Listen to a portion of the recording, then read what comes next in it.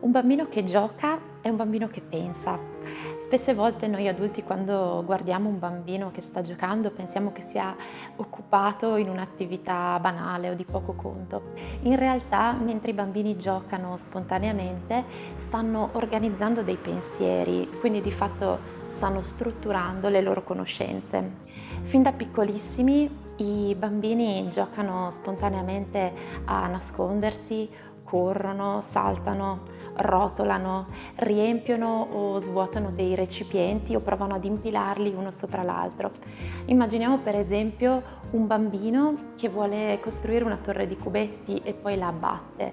Ecco, mentre prova a mettere un cubo sopra l'altro, deve capire come può fare affinché la sua torre non crolli o deve decidere con quale criterio metterne prima uno e poi l'altro. Quindi quel bambino è impegnato in uno sforzo cognitivo e elabora con la sua mente tutta una serie di informazioni per produrre poi una risposta nell'azione. Mentre il bambino gioca in questo modo, apprende, e cioè mette dentro di sé le scoperte che ha fatto, e mentre lo fa prova anche un'emozione, perché non c'è nessun atto cognitivo che sia slegato dalle emozioni che proviamo. Mano a mano che i bambini crescono, generalmente compaiono anche altri giochi che definiamo giochi simbolici, e anche attraverso questi giochi i bambini ci parlano della loro interiorità. Pensiamo ad esempio ad una bambina che gioca a fare la mamma e che accudisce il suo bambolotto, oppure che gioca ad andare al lavoro, oppure pensiamo ad un bambino che gioca a fare il nonno sul trattore.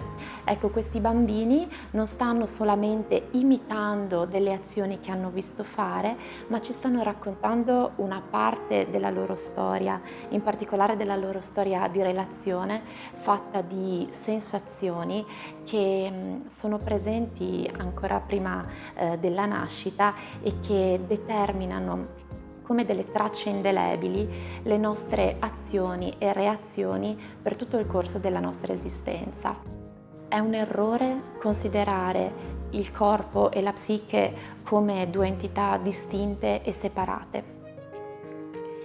È proprio per questo motivo che a volte il bambino esprime attraverso il corpo un malessere di tipo emotivo. Pensiamo per esempio a bambini ipermotori o viceversa bambini molto inibiti. Il corpo ci parla, il bambino non chiede aiuto con la voce, ma attraverso il comportamento. Ecco allora che per questi bambini è fondamentale trovare uno spazio, un tempo, una persona con una particolare attitudine all'ascolto di quel messaggio che viene dal corpo per poter star meglio ed evitare che la difficoltà permanga lì profondamente. Perché è importante far uscire l'emozione? Proviamo a pensarlo su noi adulti per comprenderlo meglio. Quando noi ci sentiamo in preda ad una forte emozione, che sia di rabbia, di tristezza o anche un'euforia, se ci viene richiesto di impegnarci in un compito che richieda una certa attenzione, uno sforzo cognitivo, difficilmente ci riusciamo. Abbiamo necessità di esprimere prima la nostra emozione, fare in modo che si attenui un po', in modo che poi la mente possa aprirsi al resto.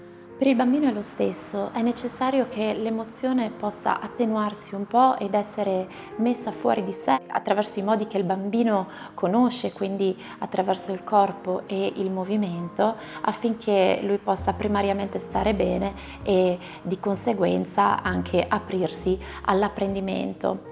E quello che ci aspettiamo di ottenere è far venire fuori il massimo da ogni bambino, naturalmente non in termini di prestazione ma di benessere.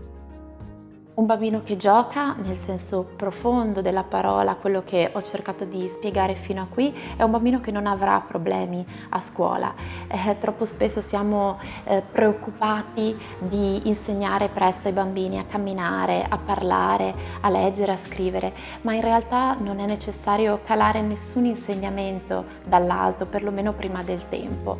Un bambino attraverso il gioco spontaneo è in grado di strutturare tutte le funzioni funzioni fondamentali dell'intelligenza ed è proprio per questo motivo che il gioco spontaneo è il centro della pratica psicomotoria couturier.